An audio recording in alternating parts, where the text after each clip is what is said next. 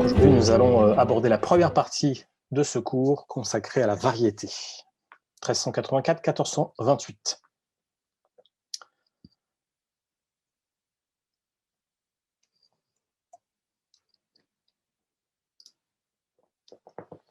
À la fin du XIVe siècle, les Pays-Bas font partie d'un immense territoire composé d'un grand nombre de duchés, de comtés et de seigneuries,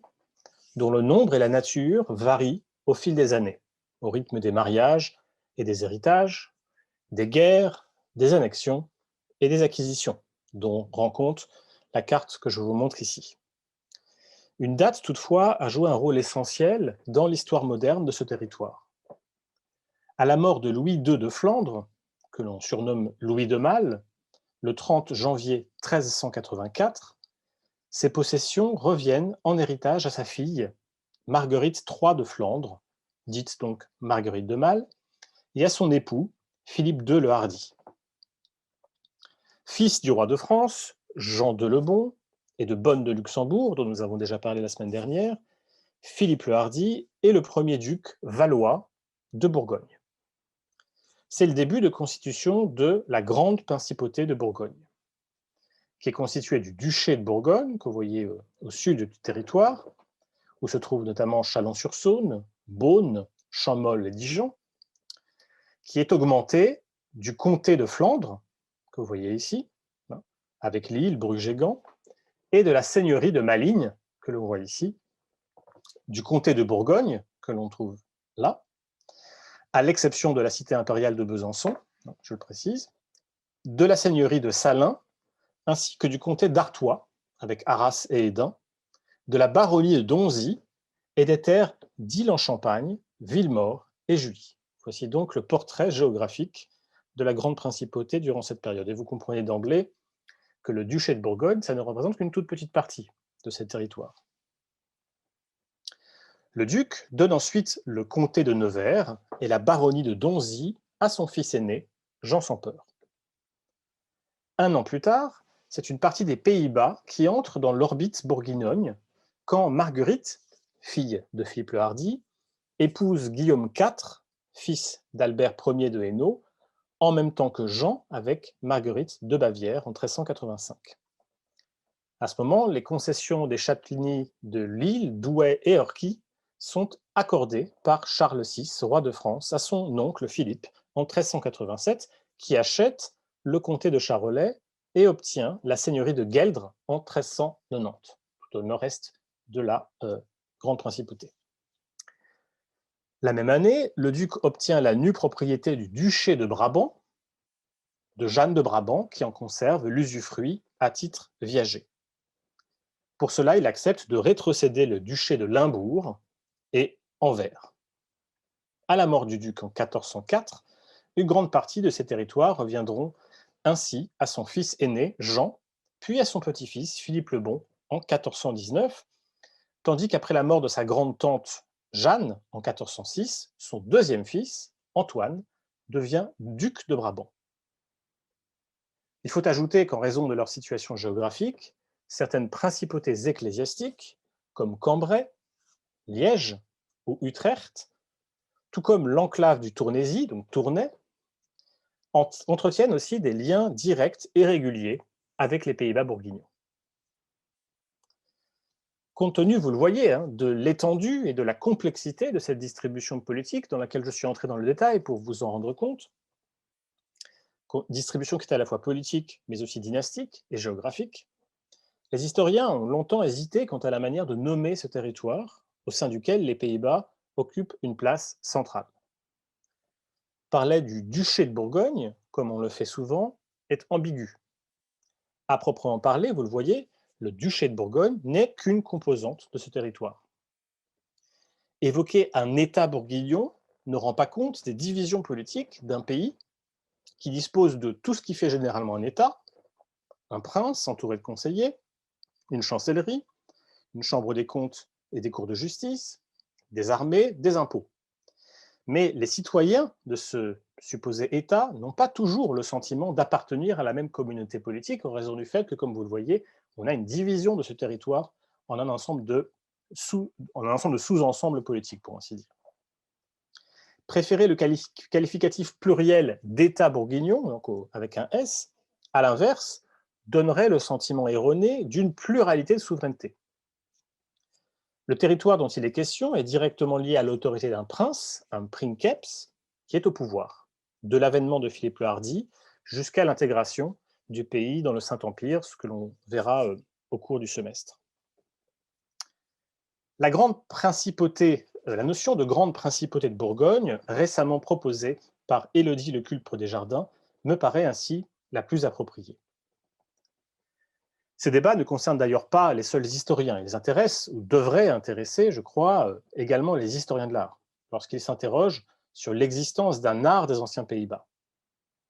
Sous Philippe le Hardi, entre 1364 et 1404, l'art produit par les artistes néerlandais établis en France, dans la grande principauté de Bourgogne ou encore en Angleterre,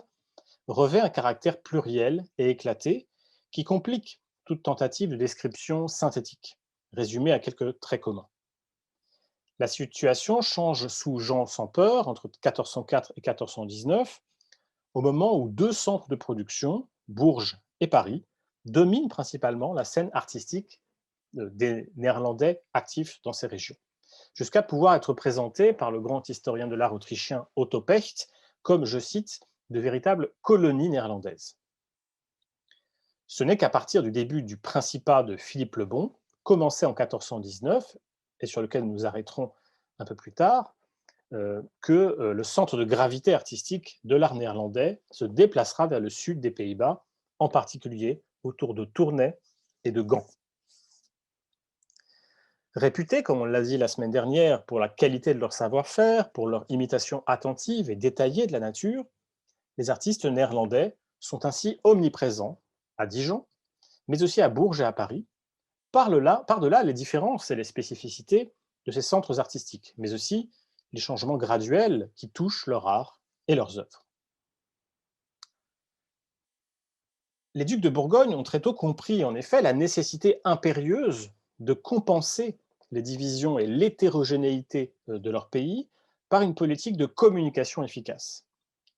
Si efficace, d'ailleurs, et là je cite Élodie Le Culpre Desjardins, qu'emporter dans le tourbillon des fêtes princières, des chapitres de la Toison d'Or, des collections de manuscrits, des fastes de la cour, des banquets fabuleux, l'observateur des siècles postérieurs aura tôt fait de céder aux sirènes de la propagande bourguignonne et de conclure à la création d'une puissance politique extraordinaire à la mesure des dépenses associées à cette politique du paraître. Fin de la citation. La réalité est plus complexe et moins homogène. Nous le verrons. Parmi les ducs ayant compté dans l'émergence de la Bourgogne moderne, Philippe le Hardi, par son volontarisme, a joué un rôle pionnier dans le domaine politique, religieux et artistique, en faisant notamment de Champmolles le nouveau centre symbolique de son pouvoir. En concurrence avec son frère, Jean de Berry, même s'il convient de ne pas sous-estimer l'importance d'autres territoires émergents au sein desquels les artistes néerlandais sont également actifs, comme les comtés de Flandre et de Hollande ou le royaume d'Angleterre.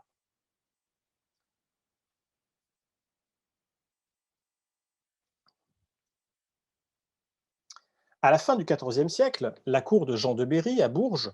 et dans sa région occupe une place centrale dans la vie artistique française, même si le rayonnement de ces artistes et de ces œuvres ne se développe que très progressivement, atteignant son apogée durant le premier tiers du XVe siècle. Très tôt, toutefois, il attire des artistes étrangers, souvent originaires des Pays-Bas, comme le sculpteur André Beauneveu ou les peintres Jacques de David ou Jacquemart de Hedin. Nous avons évoqué la carrière d'André Beauneveu dans l'introduction de ce cours.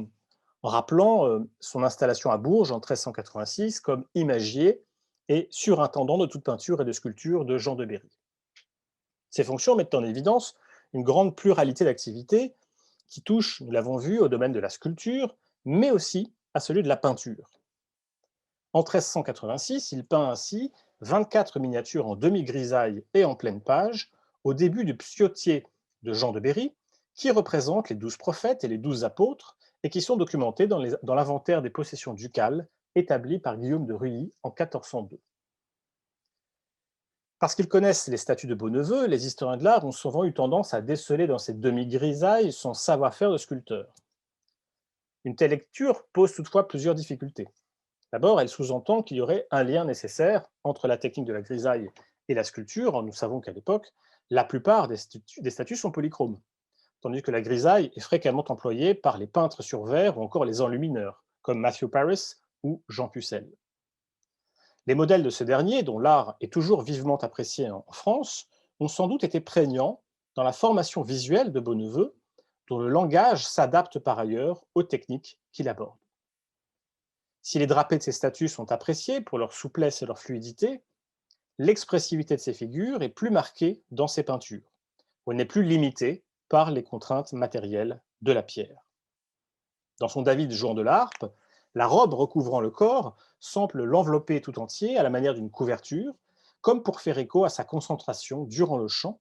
mais aussi afin de ménager les ombres nécessaires au modelé de la figure dans l'espace environnant et à la mise en valeur de ses deux mains ressortant blanches sur le fond d'un gris sombre. Un autre artiste, plus jeune, a également occupé une place progressivement centrale dans la vie artistique du duché de Berry et au-delà dans l'histoire de l'enluminure française et néerlandaise. Il s'agit de Jacquemart de Hesdin. Né dans le comté bourguignon d'Artois, sans doute vers 1365, Jacquemart est documenté à Bourges et à Poitiers entre 1384 et 1413, à partir du moment où il entre au service de Jean de Berry. Si ses œuvres conservées sont toutes des enluminures, le fait qu'il ait souvent été sollicité pour des miniatures de moyen ou de grand format a conduit le Millard Mace, un grand historien de l'art, à suggérer, avec raison, me semble-t-il, qu'il aurait également été peintre sur panneau. Comme Beauneveu, Jacquemart participe à la décoration du psautier de Jean de Berry, où il est encore clairement tributaire des formules promues par son aîné, comme le montre ce David en prière plongé dans l'eau,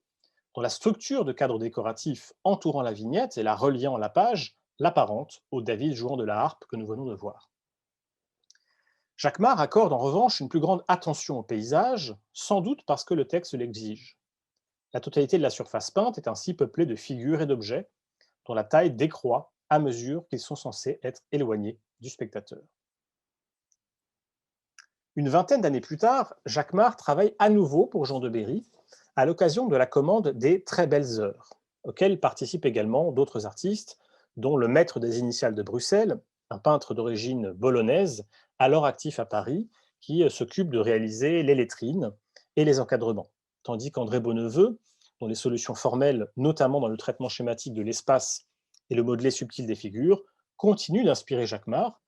même si le peintre artésien imprime à son art plusieurs changements importants qui touchent à un coloris plus vif, plus saturé, ainsi qu'un vocabulaire expressif plus riche et diversifié. S'il est délicat d'expliquer de tels choix, il est probable qu'il faille les imputer au moins pour ce qui concerne la densification de la composition et la variation des expressions, à l'étude du polyptyque Orsini que Jacquemart de Hesdin a pu voir à la Chartreuse de Champmolles, à une trentaine de kilomètres à l'ouest de Dijon, Chartreuse qui avait été voulue par Philippe le Hardi, dont la première pierre est posée en 1383, et dans l'église de laquelle le frère de Jean de Berry déclare vouloir être enterré dans son testament de 1386. Cette chartreuse a pour fonction de faire de Dijon une nouvelle capitale politique et dynastique, à l'image de l'abbatiale de Saint-Denis pour les rois de France, mais aussi, de ce fait, d'accompagner le développement local des arts et d'inciter un certain nombre d'artistes à s'installer dans la région de Dijon.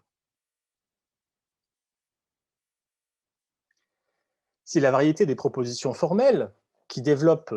les sculpteurs et les peintres que je viens d'évoquer ne permet pas de les résumer aisément, plusieurs questions semblent les avoir spécifiquement intéressés entre les années 1380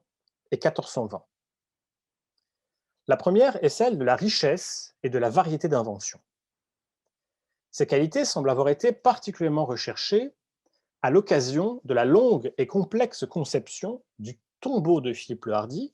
qui a impliqué plusieurs artistes néerlandais. Jean de Marville en conçoit l'économie d'ensemble, empruntant à Jean de Liège, qu'on a évoqué la semaine dernière, l'idée d'insérer des pleurants sur les côtés dans un système d'arcades, de logettes et de travées décoratives, alternant des baies simples et des baies doubles.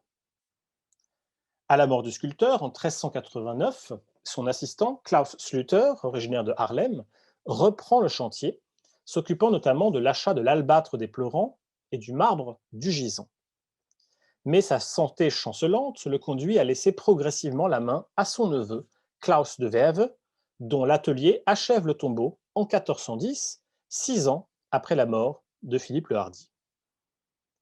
Un quart de siècle a donc été nécessaire à l'achèvement d'un tombeau dont la réussite tient surtout à l'intensification et à la systématisation des formules de l'art funéraire que nous avons évoquées la semaine dernière, plutôt qu'à une véritable révolution artistique. Un accent toutefois y est mis sur l'individualisation des figures.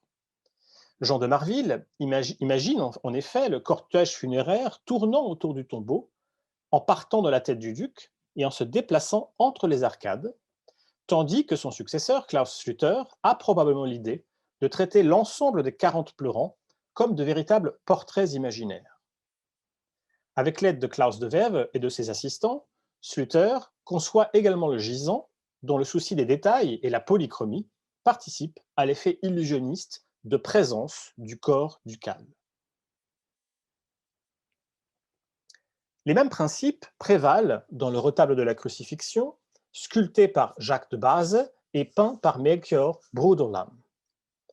Pour le premier, qui orne la partie centrale du retable, donc la face extérieure, d'une adoration des rois mages, d'une crucifixion, d'une mise au tombeau, le maître mot est la magnificence matérielle. Le second, en revanche, fait valoir une richesse plus mimétique, en constellant son annonciation, sa visitation, sa présentation du Christ au temple et sa fuite en Égypte, de détails anecdotiques ou significatifs en lien avec les sources canoniques et les sources apocryphes, utilisant pour cela, avant d'autres artistes que j'évoquerai, à savoir Jan Malwal et les frères Van Eyck, une base d'huile pour lier ces pigments afin de disposer d'un temps de séchage suffisamment long. Donc il faut évidemment, mais c'est une chose que vous savez, renoncer à cette idée un peu mythique de l'invention de la peinture à l'huile par Jan Van Eyck. C'est une technique qui était utilisée depuis déjà un certain temps. La deuxième question qui a suscité l'intérêt des artistes néerlandais actifs dans le duché de Bourgogne, quand je parle du duché de Bourgogne, c'est vraiment le duché de Bourgogne, entre la fin du XIVe et les débuts du XVe siècle, est celle de l'unité et de la simplicité, comme on peut notamment le constater dans les œuvres de Jean de Bomès, dont la commande la plus spectaculaire est la série des 26 panneaux qu'il réalise avec l'aide de Girard de la Chapelle entre 1390 et 1395 pour les cellules des moines et du prieur, ainsi que le chapitre de la Chartreuse. C'est donc le tableau que vous trouvez à votre gauche. Parmi les deux crucifixions qui ont survécu, le tableau du Louvre frappe une nouvelle fois par ses ressemblances avec le panneau de même sujet du polyptyque Orsini que j'ai évoqué tout à l'heure, dont le peintre néerlandais retient la grande expressivité, mais qu'il réinterprète dans le sens d'une plus grande simplicité, presque abstraite, respectueuse des sources scripturaires, mais aussi de la volonté d'adresser cette image à la dévotion presque physique du moine représenté au pied de la croix, que vous voyez ici entre Saint Jean et la Vierge. Les mêmes ambitions sont également affichées dans le célèbre Puits de Moïse, où Klaus Sluter, encore lui, fait en sorte que le grand nombre des détails mimétiques et symboliques ne gâtent pas le sentiment de présence illusionniste, presque concret, physique, matériel des corps, sans doute plus impressionnante encore que la polychromie était intacte. Il y a des traces de polychromie, mais il faut s'imaginer évidemment ces statues entièrement peintes. La troisième question autour de laquelle les artistes néerlandais, alors actifs autour de Dijon, ont articulé un certain nombre de leurs réflexions est celle de l'organisation spatiale, pensée du point de vue de la composition. L'un des maîtres d'œuvre de ces réflexions est le peintre Jan Malwal, d'origine gueldroise, et dont le seul tableau que les historiens de l'art s'accordent unanimement à lui attribuer est la Grande Pietà ronde, qui est actuellement conservée au Louvre. Proche des œuvres de Melchior Bruderlam que je viens d'évoquer, d'un point de vue technique et plastique, ainsi que de celles de Jean de Bomès, sur le plan de l'expressivité, cette Pietà révèle également une parfaite connaissance du polyptyque Orsini. Je vous invite notamment à comparer le traitement du corps du Christ ici et là.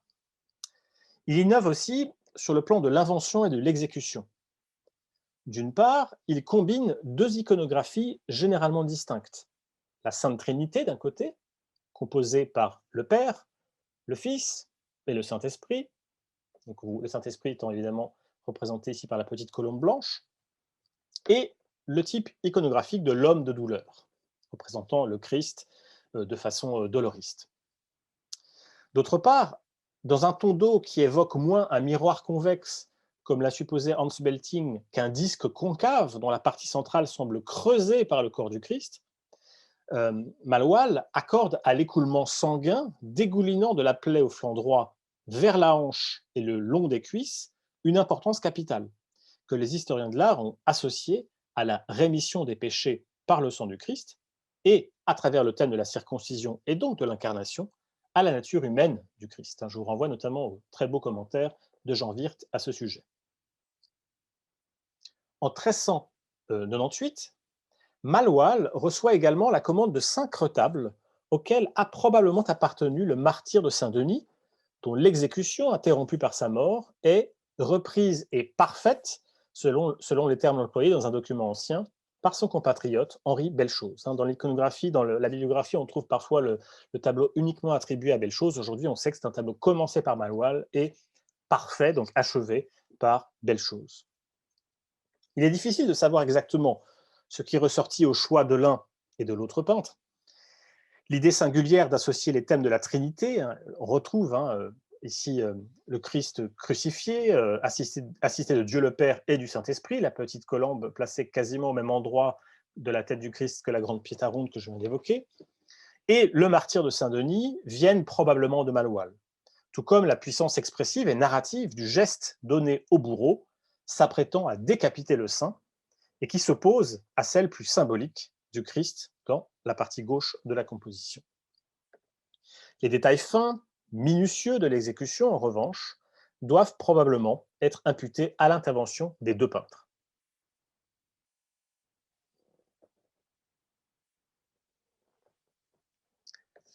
Avant l'avènement de Philippe le Hardi et Marguerite de Malle au comté de Flandre, le sud des Pays-Bas est en proie, il faut le savoir, à une violente crise politique. Une révolte éclate à Gand en mai 1379 parmi les gens de métier, les artisans, qui désapprouvent un certain nombre de décisions prises par Louis de Malle et jugées excessivement favorables à leurs concurrents brugeois. Cette guerre, cette compétition entre Bruges et Gand se manifestera encore pendant de nombreuses décennies. Le mouvement s'étend rapidement jusqu'à Tournai et même à Bruges même, où les artisans et les ouvriers finissent par se solidariser avec leurs confrères gantois. Les conséquences économiques désastreuses de cette guerre de 7 ans, guerre civile, expliquent qu'un certain nombre d'artistes néerlandais actifs durant cette période et dans cette région se soient réfugiés eux aussi dans le sud de la Grande Principauté, mais aussi que leurs confrères restés au pays n'aient pas été aussi actifs que ce sera le cas dans les décennies qui suivront. Parmi les peintres flamands actifs durant les dernières années du XIVe siècle figure un groupe d'artistes anonymes désignés sous le nom de convention de maîtres, au pluriel, du groupe au baldaquin rose, renvoyant à une technique, un usage particulier, un type de décoration que l'on retrouve dans la plupart de leurs miniatures. Actifs dans la région de Bruges et peut-être d'Audenarde, à une vingtaine de kilomètres au sud de Gand, ces peintres ont rencontré un vif succès puisque certaines de leurs productions se sont diffusées dans le sud-est de l'Angleterre, à l'image d'un livre d'heures notamment orné de cette impressionnante Sainte Face, illustrant une prière dédiée au portrait miraculeux du Christ.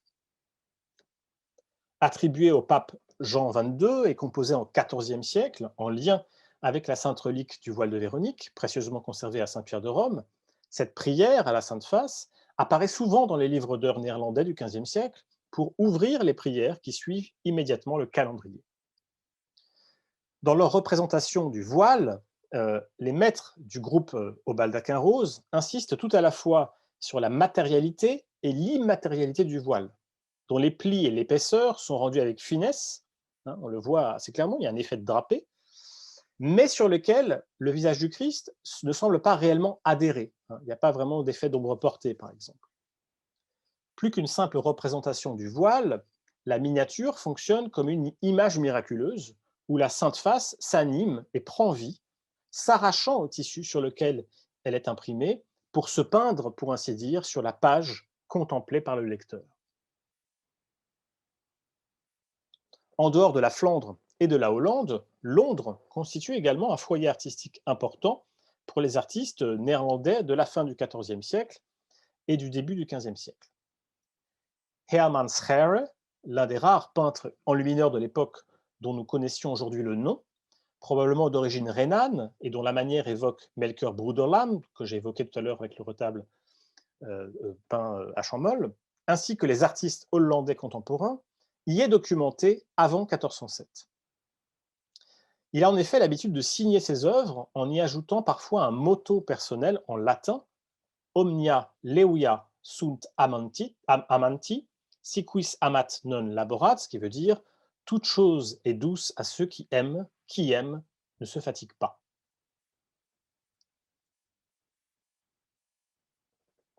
Le 27 avril 1404, Philippe le Hardi meurt près de Halle, sur la route qui le mène à Bruxelles et où il doit recevoir le gouvernement du duché de Brabant. Sa dépouille embaumée est enterrée dans l'église des Chartreux de Champmolle. Son fils Jean lui succède et devient ainsi le deuxième duc de Bourgogne à être issu de la maison des Valois. Ces 15 ans de gouvernement sont d'ailleurs pour l'essentiel dirigés vers la France. Ses troupes interviennent certes à Liège, où son beau-frère Jean de Bavière fait face lui aussi au soulèvement de ses sujets en 1408, mais le duc de Bourgogne doit surtout affronter les tensions croissantes avec son neveu Louis d'Orléans, le frère unique du roi Charles VI. Celui qui se fait appeler Jean sans peur finit par faire assassiner son rival en 1407, provoquant la guerre entre les partis d'Orléans et de Bourgogne, et finalement sa propre exécution en 1419. Cette guerre opposant Jean sans peur, maître du gouvernement royal et allié aux Anglais, et Charles d'Orléans, auquel se rallie Jean de Berry, se traduit également dans les rapports de concurrence et d'émulation qui lient et opposent tout à la fois les artistes néerlandais actifs à Bourges et à Paris. Ce sera donc le sujet de cette deuxième partie. À partir des premières années du XVe siècle, le rayonnement du duché de Berry prend de l'ampleur en accueillant un nombre croissant d'artistes étrangers, parmi lesquels, une nouvelle fois, les Néerlandais continuent d'être particulièrement nombreux. On y trouve encore quelques sculpteurs, comme Jean de Cambrai, qui participent à l'élaboration du tombeau de Jean de Berry, destiné à la Sainte-Chapelle de Bourges, et qui entre directement en émulation, vous le voyez, avec la sépulture de Philippe le Hardi. C'est toutefois dans le domaine de l'enluminure que le duché de Berry fait alors particulièrement briller ses talents. Certains de ces peintres ne sont connus que par des noms de conventions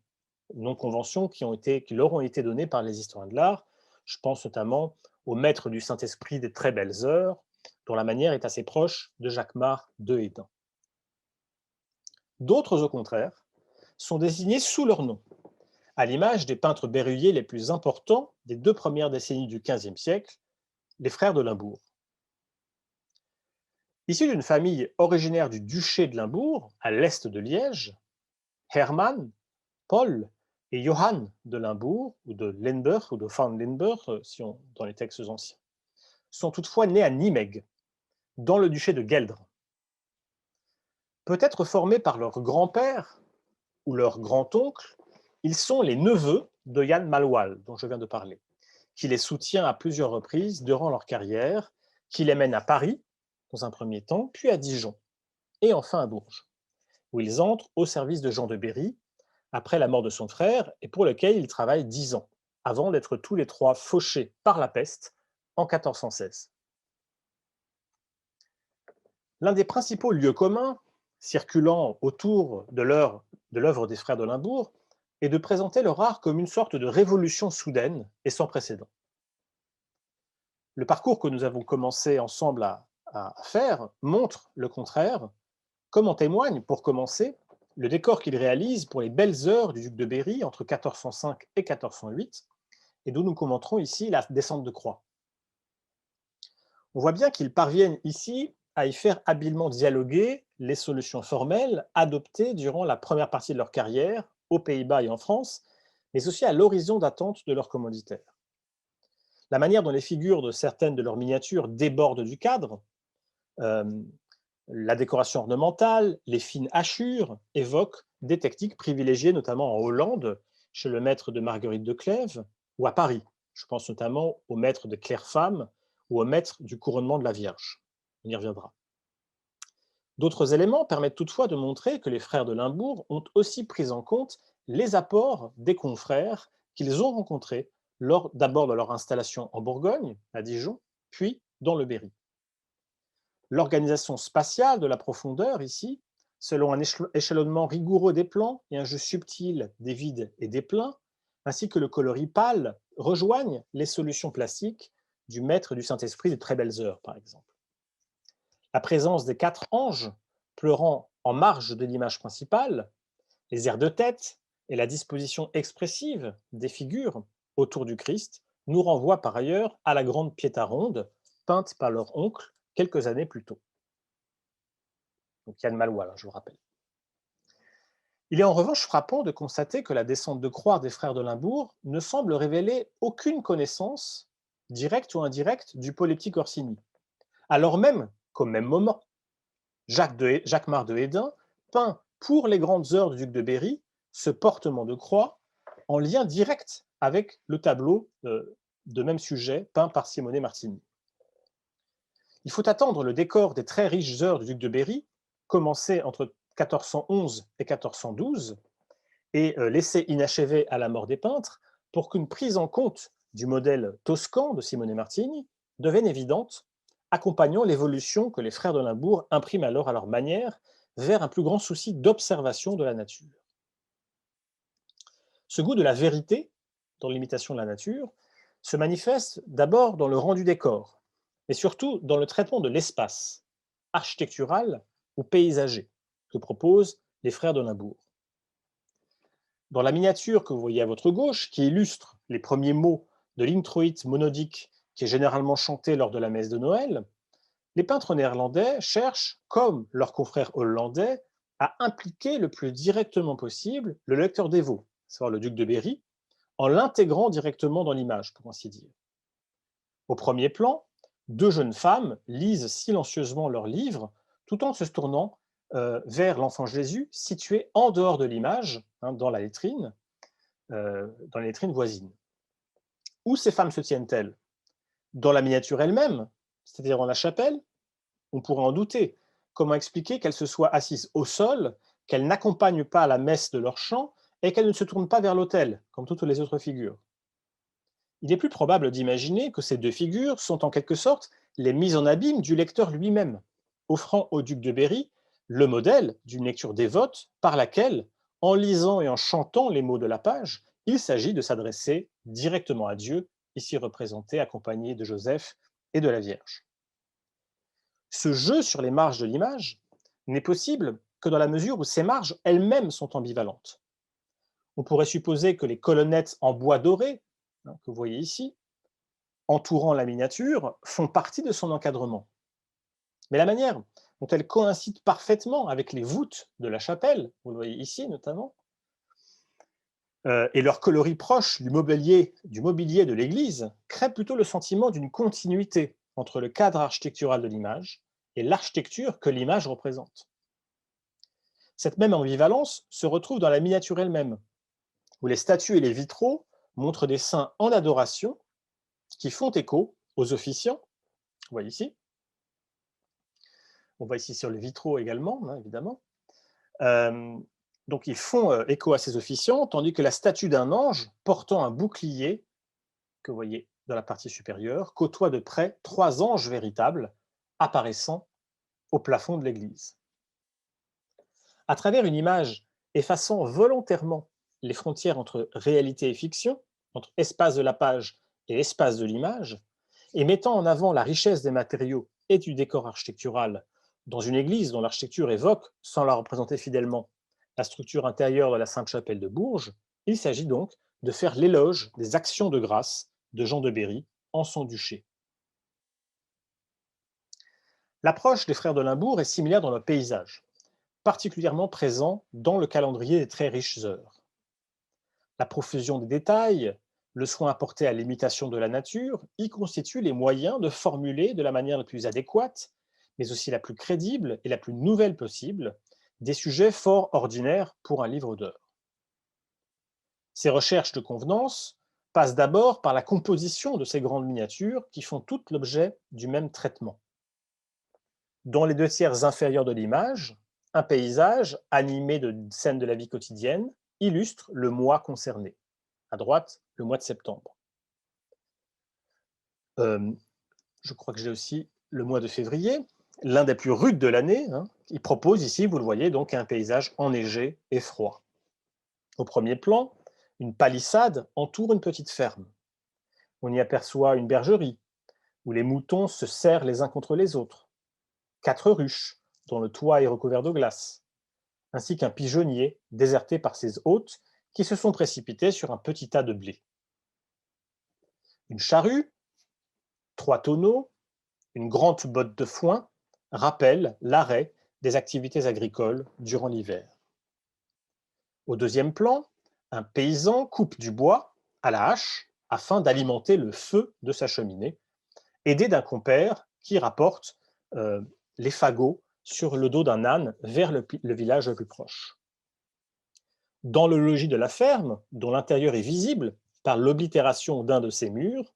les 3 paysans qui s'y sont abrités ont si froid qu'ils soulèvent leur robe ou leur tunique pour réchauffer leurs parties intimes. Ils sont en train d'être rejoints par un 4e larron qui, pour lutter contre le froid, se recouvre la tête d'un voile, souffle sur ses mains et marche à grands pas pour chasser la neige de ses chausses. Vous voyez le détail de la glace qui s'est accumulée sur les chaussures. Tandis que vous voyez que les deux tiers inférieurs de l'image exemplifient le mois de l'année, mois de février, le tiers supérieur en propose une définition plus théorique, plus allégorique. Les 7 demi-cercles qui composent le demi-disque surmontant la miniature contiennent en effet de nombreuses informations comme les numéros des jours dans le mois, les premières lunes, les croissants de lune ou la position des astres dans le zodiaque. Au centre, Apollon, sur son char solaire, rappelle le cycle éternel de la nature. Cette conception de la nature, présentée et représentée en identification avec la création divine, naturellement, source d'émerveillement visuel et hantée par la présence providentielle de Dieu, est une donnée omniprésente dans la pratique du paysage néerlandais, en particulier dans les scènes religieuses. Dans la miniature représentant l'arrestation du Christ, que l'on trouve dans les Heures de la Passion, les frères de Limbourg ont méticuleusement reconstitué la scène nocturne, principalement décrite dans l'évangile de saint Jean, avec son ciel parsemé d'étoiles et de météores, et son premier plan sombre, simplement éclairé par une lanterne, 2 torches et le nimbe glorieux du Christ. Mais cette nuit, elle est aussi symbolique, naturellement. Dans les évangiles, elle indique les ténèbres dans lesquelles est plongée l'humanité pécheresse. Je vous cite un passage: « Alors que chaque jour j'étais avec vous dans le temple, vous n'avez pas porté la main sur moi, mais c'est votre heure et le règne des ténèbres. » Ces ténèbres préparent toutefois la venue d'un nouveau jour. Je renvoie encore à un passage des évangiles. « Désormais vous pouvez dormir et vous reposer. Voici venue l'heure où le Fils de l'homme va être livré aux mains des pécheurs. Levez-vous, allons, voici tout proche celui qui me livre. » Et de ce nouveau jour, naturellement, le Christ est la lumière et le soleil. Je suis la lumière du monde, qui me suit ne marchera pas dans les ténèbres, mais aura la lumière de la vie. Se référant ainsi à ces paroles de Jésus, mais aussi au thème iconographique du soleil et de la lune, associé à l'obscurcissement du ciel lors de la crucifixion, les frères de Limbourg font le choix de jouer avec la forme du nimbe christique qui semble comme un soleil éclairant la nuit et les étoiles, tandis que les étoiles filantes évoquent évidemment l'étoile de Bethléem qui avait annoncé aux trois rois mages la naissance du Christ.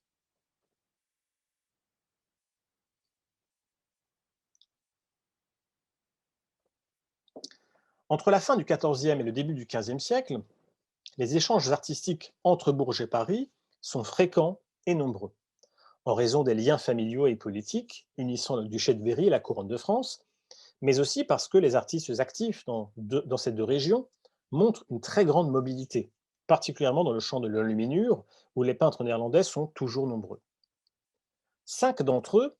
actifs durant les deux premières décennies du XVe siècle, mériteraient sans doute particulièrement d'être mentionnés ici, je ne les citerai peut-être pas tous. Le premier, l'un des plus importants, est le maître du couronnement de la Vierge. Ce peintre, documenté à Paris entre 1400 et 1405, doit son nom de convention à un couronnement de la Vierge, celui que je vous montre ici, qui orne le début du prologue de la légende dorée de Jacques de Voragine, dont Jeanne de Bourgogne avait commandé la traduction à Jean de Vignay.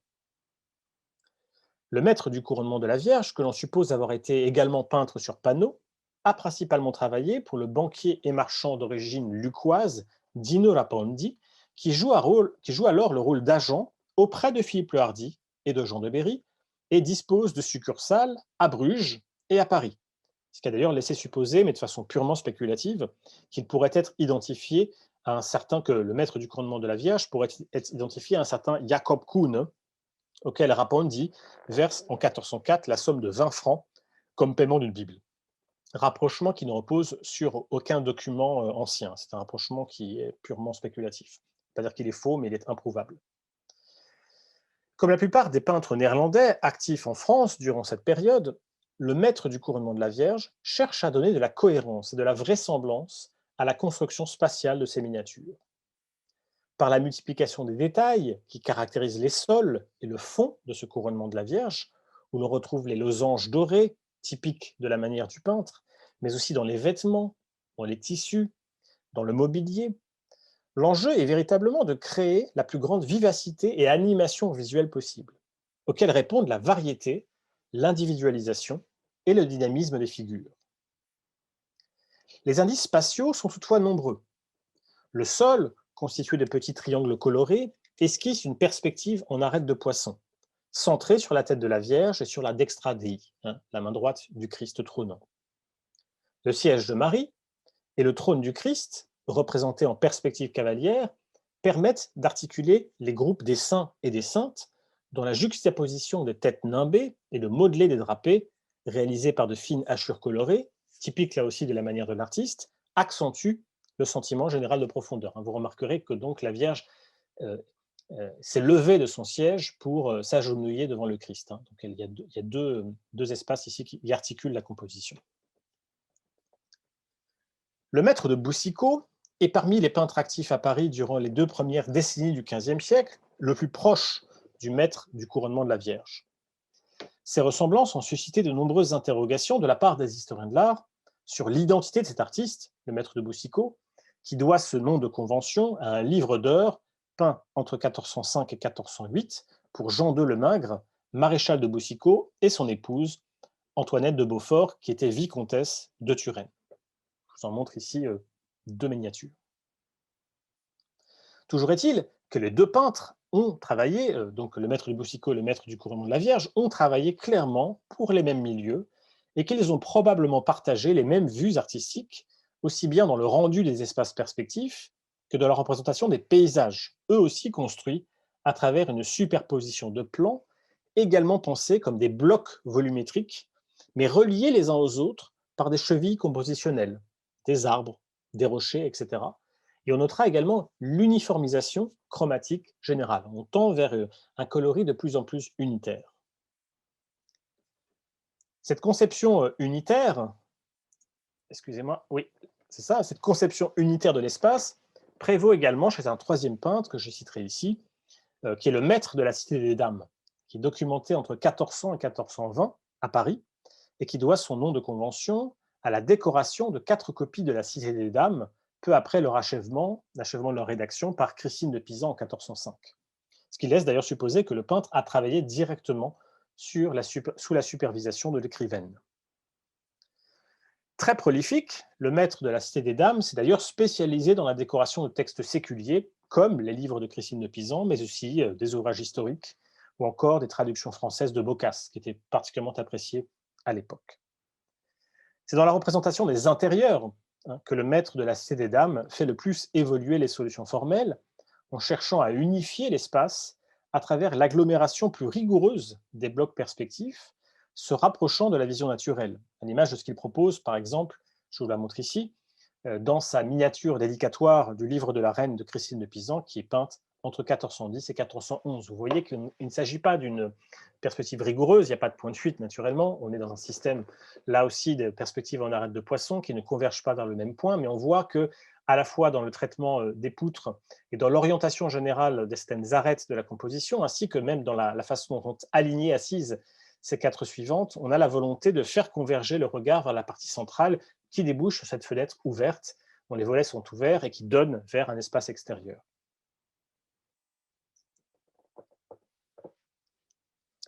Abordons à présent la troisième partie de ce cours. Le 10 septembre 1419, Jean sans peur est assassiné, alors qu'il s'apprêtait à rencontrer son rival. Ce meurtre, commandité par le parti des Orléans, est ressenti comme un véritable choc et comme un tournant dans l'histoire de la grande principauté de Bourgogne. Dans le cadre de la guerre de Cent Ans, qui oppose les Valois français et les Plantagenets anglais,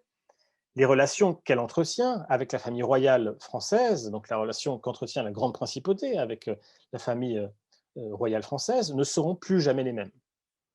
Pour Philippe le Bon, fils et successeur de Jean sans peur, le temps est à l'alliance avec les Anglais,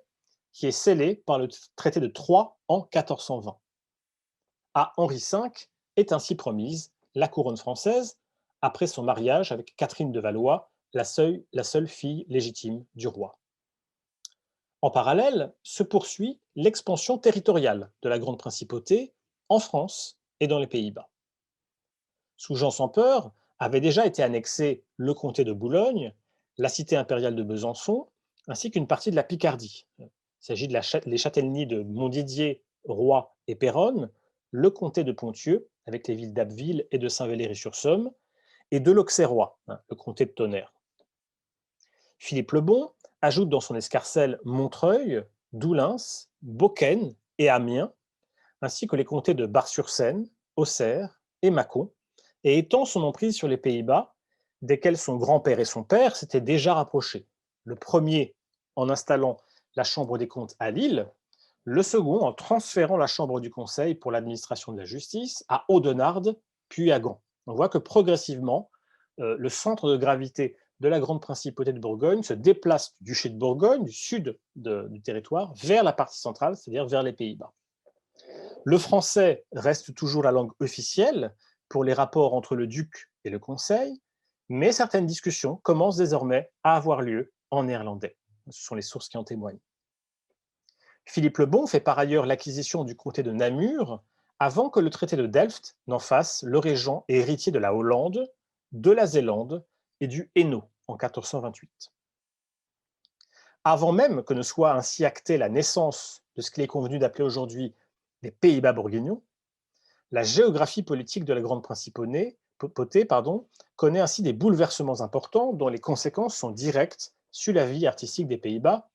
au sein desquels émergent alors des centres artistiques, notamment à Tournai, Bruges et Gand. Dans le nord des Pays-Bas, l'activité des peintres néerlandais, des artistes néerlandais, s'articule autour de 4 foyers principaux. Le premier, la principauté d'Utrecht, est probablement le plus ancien. Au début du XVe siècle, la vie artistique d'Utrecht est dominée par les productions des maîtres d'Otto van Moordrecht, un groupe d'une demi-douzaine de peintres laïcs, actifs entre 1420 et 1455, et qui doit son nom de convention au Postilia in Prophetas, apostille au prophète, un commentaire de l'Ancien Testament écrit par le théologien franciscain Nicolas de Lyre, ici représenté, que ces peintres ont décoré entre 1420 et 1430, pour le moine chartreux Otto van Moordrecht, qui en fera ensuite le don à son monastère, qui est près d'Utrecht. La réputation de ces peintres semble toutefois avoir largement dépassé les frontières de leur principauté. On trouve des traces de leurs œuvres dans le duché de Gueldre, dans le comté de Flandre, où la décision prise par par le conseil municipal de Bruges, le 1er avril 1427, d'interdire l'importation des miniatures, décide probablement l'atelier à s'installer dans la ville flamande. Donc ils se déplacent d'Utrecht à Bruges parce qu'ils ne parviennent plus à vendre leurs miniatures à leurs clients brugeois. Si les maîtres d'Otto von Moordrecht demeurent fidèles aux formules spatiales de Jacquemart de Hedin, par exemple, leur traitement des figures est plus original. Les gestes expressifs qu'ils leur donnent montrent un réel intérêt pour une étude minutieuse et attentive de la nature, tandis que la technique à base d'encre lavée qu'ils utilisent souvent leur permet de donner à leur modelé une inhabituelle douceur, servie par un coloris très économe, gris et beige, rehaussé de touches de vert et d'ocre, et un art très simple et dépouillé de draper les figures. Vous constaterez ce drapé extrêmement simple dans cette miniature. Un autre centre artistique important des anciens Pays-Bas est le duché de Brabant, particulièrement dans le domaine de l'architecture et de la sculpture. La construction de l'hôtel de ville de Bruxelles a représenté un tournant dans l'histoire politique et artistique de la ville et de sa région. Durant la seconde moitié du XIVe et jusqu'au premier tiers du XVe siècle, cette histoire avait été marquée par les violentes tensions ayant opposé ce que l'on appelait à l'époque les lignages et les métiers. Slachten pour les lignages, Ambachten pour les métiers. Les lignages regroupaient les grandes familles qui jouissaient du monopole des fonctions dirigeantes au sein des administrations urbaines, notamment en matière civile, judiciaire, militaire ou économique. Ils étaient soutenus par les ducs de Brabant, mais étaient en revanche contestés par les marchands et les artisans des villes, qui appartenaient donc au groupe des métiers et qui souhaitaient être davantage impliqués dans les décisions locales. Après plusieurs violentes révoltes qui interrompent notamment le chantier de l'hôtel de ville, entamé en 1401, ils finissent par obtenir satisfaction et les métiers permettent ainsi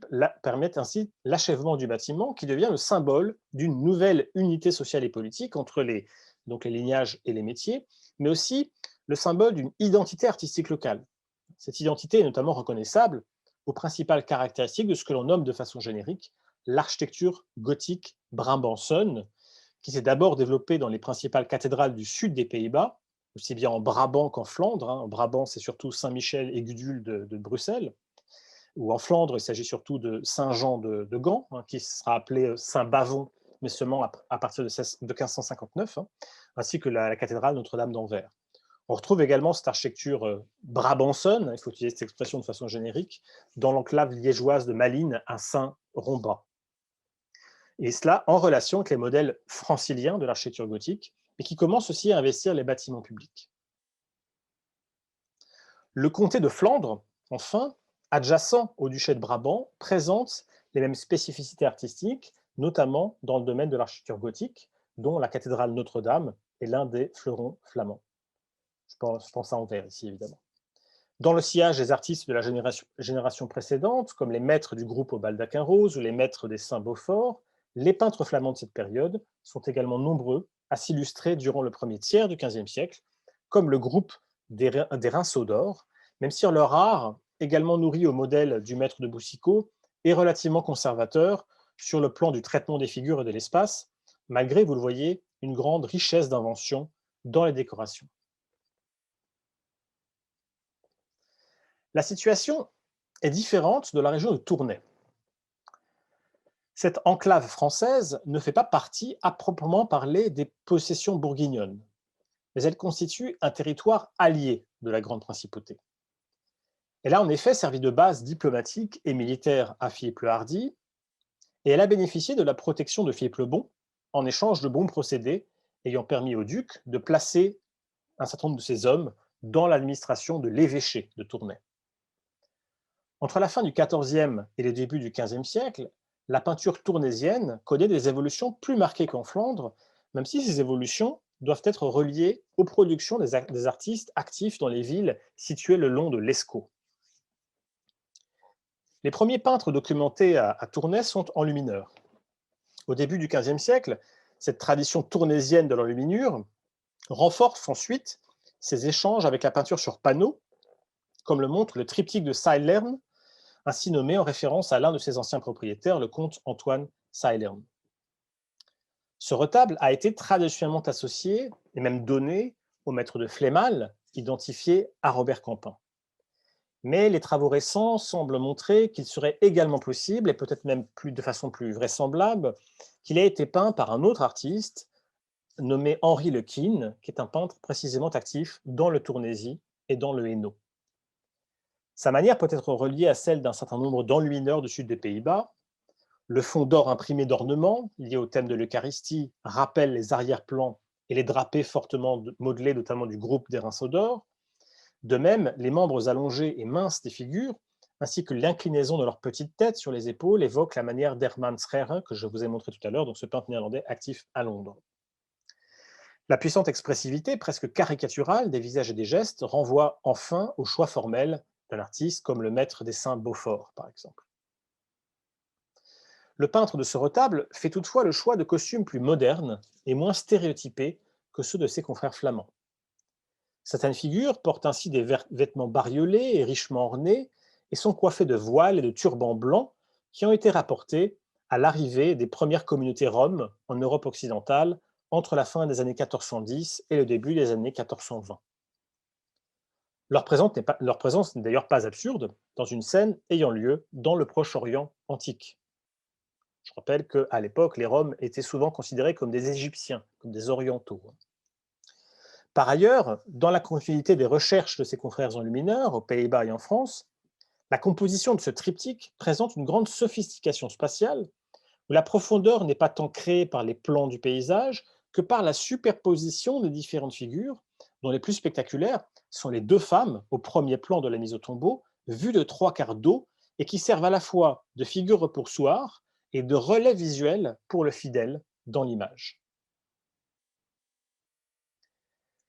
Ces choix iconographiques et formels sont également ceux d'un autre peintre tournésien dont l'importance est considérable, tant pour l'art local que pour l'art néerlandais du début du XVe siècle. Il s'agit de Robert Campin, qui a jadis été identifié sous les noms de convention du maître de Flémal ou du maître du triptyque de Mérode. Campin, on le sait grâce aux archives, assez nombreuses à son sujet, a effectué l'ensemble de sa carrière à Tournai, où il est mentionné pour la première fois entre 1405 et 1406 comme maître à la guilde des orfèvres et des peintres. Son nom apparaît fréquemment dans les livres de comptes de la ville, dans le cadre de commandes de peinture, tableaux ou statues, il a réalisé toute une série de polychromies, mais aussi comme peintre d'étendards et de bannières. Ce succès lui permet d'acheter la maison qu'il louait jusqu'à présent en 1408, d'obtenir la citoyenneté tournésienne en 1410 et de diriger un grand atelier où seront formés des peintres importants comme Jacques Darret ou Jorge van der Weyden. Si le Saint Jean-Baptiste, conservé à Cleveland, que je vous montre ici, a probablement été peint au début de la carrière de Campin, sa nativité peut être datée du début des années 1420. Le peintre n'y rompt pas avec les modèles antérieurs, comme le montrent les cernes entourant les figures, la stylisation des formes, ou encore, en lien probable avec la nativité peinte quelques années plus tôt par les frères de Limbourg pour les traits régisseurs du Berry, l'invention liant le thème de la nativité à celui de l'adoration des bergers. La composition également, la distribution des figures et le paysage, et tout cela dans un respect scrupuleux des sources canoniques et apocryphes. Comparé au triptyque de Zeilern, la Nativité de Campin présente toutefois deux singularités. La première tient à son organisation spatiale, plus claire, plus lisible, grâce à une alternance plus marquée des vides et des pleins, et un nombre plus limité de figures, plus monumentales, plus détaillées, et au modelé plus volumétrique, à l'instar de ce que le peintre tournésien proposera quelques années plus tard dans la Vierge à l'écran d'osier. La seconde singularité, la seconde originalité est la manière dont Campin traite une scène tirée de l'histoire sainte comme s'il s'agissait d'un moment de la vie quotidienne. Il ne s'agit plus de placer la scène sur un fond d'or, dans une éternité abstraite, mais comme on peut le dire aussi du mouvement de traduction en langue vulgaire des sources et documents en latin, de proposer une sorte de vernacularisation de l'histoire. Le fait que les historiens de l'art aient souvent parlé au sujet du triptyque de Mérode, d'un symbolisme déguisé ou d'un réalisme apparent, des expressions utilisées notamment par Evren Panofsky, et qui sont frappées, me semble-t-il, du sceau de l'anachronisme,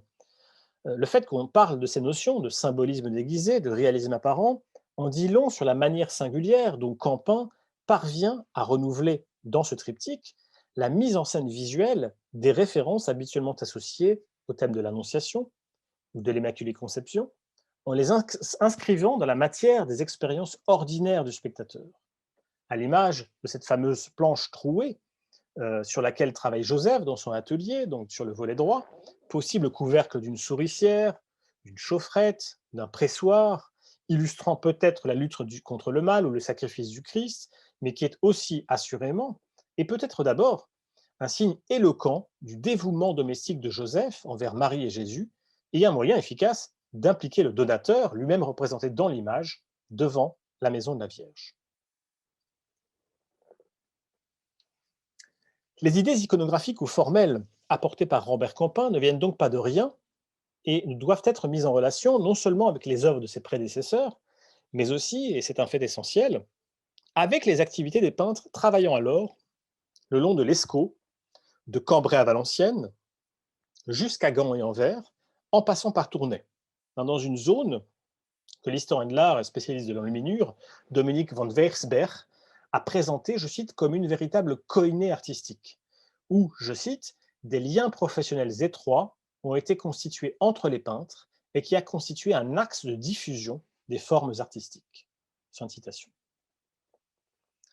Ces formes artistiques que les artistes actifs entre Tournai et Gand durant les 3 premières décennies du XVe siècle élaborent concomitamment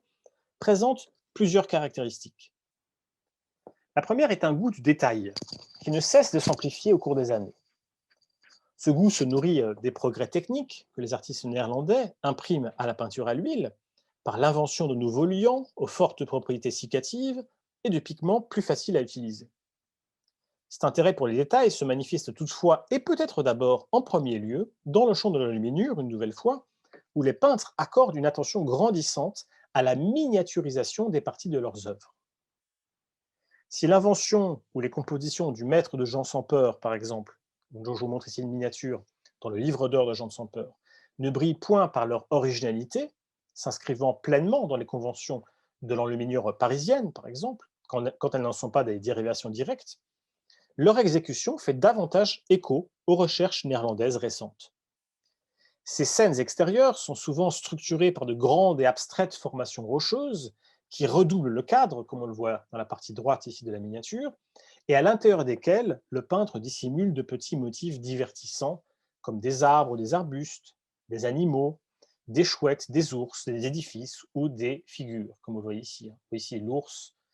ici la figure humaine. La diversification des matières, qui caractérise l'art de la génération précédente, est renforcée ici, aussi bien pour les éléments du paysage, les ondes fluides de l'eau, les pointillés de l'air vibrant, les fines petites touches de la terre granuleuse au premier plan,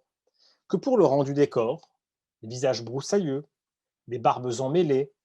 des chevelures hirsutes et des genoux noueux. Par l'efficacité de leurs formules plastiques et iconographiques, qui puisent abondamment dans les modèles des générations artistiques précédentes, les productions du maître de Jean sans peur suscitent un vif intérêt auprès de jeunes peintres néerlandais du début du XVe siècle, mais aussi un certain nombre de réactualisations, qui, comme celles que proposent alors les maîtres de Guilbert de Metz, dont je vous montre ici une miniature à gauche, vont dans le sens d'une fluidification du pinceau, que l'on peut noter aussi bien dans l'étalement des couleurs que dans le traitement plus souple des drapés. Si les œuvres tardives de Robert Campin conservent une certaine propension aux plis anguleux, on y note un intérêt graduel pour les compositions de ses confrères enlumineurs, à l'image de la Vierge allaitant l'enfant Jésus du retable dit de Flébal, que je vous montre à droite, proche de la Vierge au croissant de lune peinte par les maîtres de Guibert de Metz pour le livre d'heures de Daniel Reim. Mais aussi, vous le voyez aussi, une conception de plus en plus organique de l'espace, où l'accent n'est plus seulement mis sur le seul premier plan, mais sur les liens unissant les différents plans. Cette conception organique du tableau caractérise également les premières œuvres d'Hubert et Jan van Eyck. Originaires du village mosant de Maas-Eyck, qui fait alors partie du comté de Looz et de la principauté de Liège, les deux frères font partie d'une grande famille de peintres qui inclut notamment un troisième frère, Lambert, et une sœur, Margaretha. Nous savons qu'Hubert von Eyck s'installe à Gand vers 1400, où il entame l'exécution du retable de la nuit mystique. Peut-être après avoir fait ses premières âmes dans l'atelier de son frère, Yann séjourne à La Haye, à la cour de Jean III de Bavière, prince-évêque de Liège et comte de Hollande et de Zélande, entre 1422 et 1425. Aucune œuvre datant de ces années ne peut aujourd'hui être assurément attribuée à Jan von Eyck. Les premiers doutes de Max Dvorak et Ludwig von Baldas sur l'authenticité des miniatures peintes par la main G dans les ordres de Turin-Milan ayant été récemment confirmés. Donc aujourd'hui, les spécialistes de l'enluminure ont tendance à ne plus attribuer les miniatures peintes par la main G dans les œuvres de Turin-Milan à Jan von Eyck. À la mort du prince-évêque, le 6 janvier 1425, Jan von Eyck s'installe à Bruges et 4 mois plus tard, il est nommé peintre de cour et valet de chambre par Philippe le Bon. Entre 1425 et 1427, il travaille sur la décoration du palais ducal de Lille, participe à plusieurs voyages diplomatiques au Portugal et en Espagne, et séjourne à Tournai, invité par la Corporation des peintres, y croisant probablement Robert Campin et certains de ses élèves, Jacques Darret et Rory van der Weyden. Les Saintes femmes au tombeau font partie des premières œuvres à pouvoir être attribuées aux frères von Eyck. Probablement commencé par Hubert et achevé par Yann, ce tableau a peut-être été destiné à la chapelle de Jérusalem à Bruges, dont la construction a été initiée en 1425 par Peter Adams après le pèlerinage à Jérusalem qu'il avait effectué en compagnie de son frère Jacob. Il lui manque la partie droite où était représenté le Christ crucifié et dont on voit, alors malheureusement mon image est un peu rognée vers la droite, mais on voit, si on le voit ici, les rayons dorés qui émanaient du corps du Christ ressuscité. Il s'agit pour l'essentiel d'une admirable œuvre de synthèse où les frères, associés aux traditions initiées par Jacquemart de Hedin, notamment le traitement des rochers obliques, tout à fait caractéristique de la manière de Jacquemart de Hedin, et les options plastiques plus récemment promues par Robert Campin,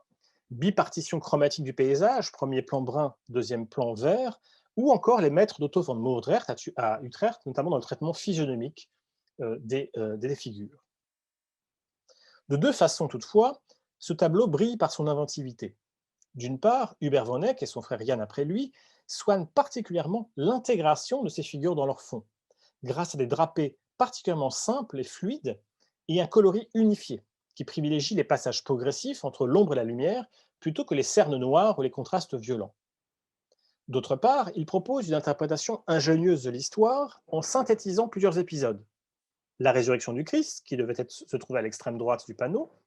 la visite des saintes femmes, à l'extrême gauche, et l'apparition de l'ange qui leur annonce la résurrection dans la partie centrale. Donc c'est une sorte de petit triptyque finalement construit dans ce panneau unique. Le tableau offrait ainsi un double espace de narration, à la fois discursif et visuel. Tandis que dans la partie gauche, l'ange explique aux saintes femmes la résurrection par ces mots,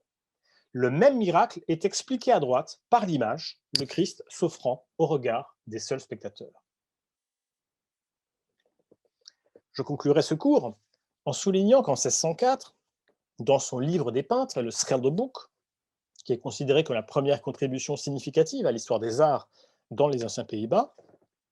le peintre et théoricien haarlemois Karel van Mander présente Hubert et Jan von Eyck comme les fondateurs de l'art néerlandais, et cela dès les premières lignes qu'ils consacrent à leur vie. Mais cette proposition, on le voit, est historiquement biaisée, et cela pour au moins 3 raisons. Nous sommes en 1604. Tout d'abord, il s'agit clairement d'une reconstruction rétrospective faite à près de 2 siècles de distance. Ensuite, c'est une fiction téléologique, pour ne pas dire providentialiste, semblable à un récit de fondation qui pose les débuts du siècle d'or néerlandais comme l'aboutissement attendu et en un certain sens contenu dans les premiers essais des peintres néerlandais du début du XVe siècle. Et enfin, elle procède à un véritable révisionnisme historique, en faisant comme si, d'une part, l'art néerlandais était apparu ex nihilo, qu'il n'y avait rien avant les frères von Eyck, et que d'autre part, cette apparition quasi miraculeuse avait quelque chose à voir avec la redécouverte de la langue et de la pensée latine par Erasme, né 25 ans après la mort de Jan von Eyck. Or, comme nous l'avons vu ici, les peintres, les sculpteurs, les architectes actifs entre la fin du XIVe et le début du XVe siècle, aux Pays-Bas ou à l'étranger,